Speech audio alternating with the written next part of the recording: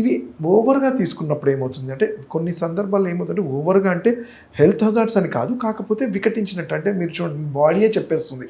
ఎక్కువసార్లు తీసుకున్నప్పుడు కడుపు ఉబ్బరంగా గ్యాస్ట్రైటిస్ అంటాం, కడుపులో ఛాతిలో మంటలాగా, కొన్ని సందర్భాల్లో లూజ్ మోషన్స్ అవ్వడము, ఆర్ అతి వేడి చేసినట్టు అయ్యే ఛాన్సెస్ ఉంటాయి. ఇవి కొంతవరకు సైడ్ ఎఫెక్ట్స్ అంటాం, అంతేకాని మేజర్ సైడ్ ఎఫెక్ట్స్ అంతగా ఉండవు.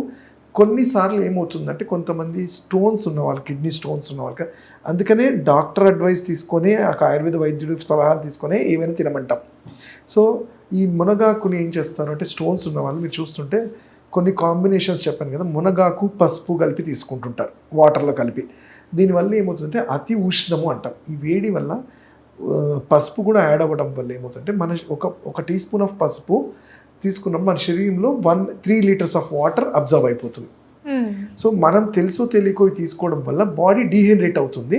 సో ఎప్పుడైతే బాడీ డీహైడ్రేట్ అవుతుందో స్టోన్స్ ఇవన్నీ ఫామ్ అవుతుంటాయి. సో అందుకనే ఏదైనా కానీ దేంతో తీసుకోవాలి, ఎలా వాడాలనేది ఒక ఆయుర్వేద వైద్యుడిగా అంటే మీరు హెల్త్గా చూసుకుంటే తీసుకోవాలి.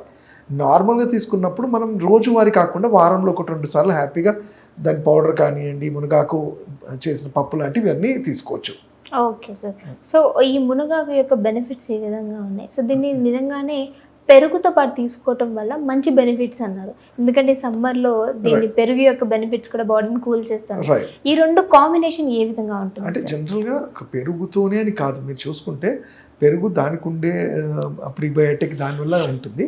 మునగాకు ఏం చేస్తుందంటే వేడి కాబట్టి పెరుగు కానీ మజ్జిగ తీసుకున్నప్పుడు అది న్యూట్రలైజ్ చేసే ఛాన్సెస్ ఉంటుంది. ఎందుకంటే ఆ వేడి ఎండాకాలంలో ఇంకా వేడిగా ఉండదు కాబట్టి న్యూట్రలైజ్ చేస్తుంది.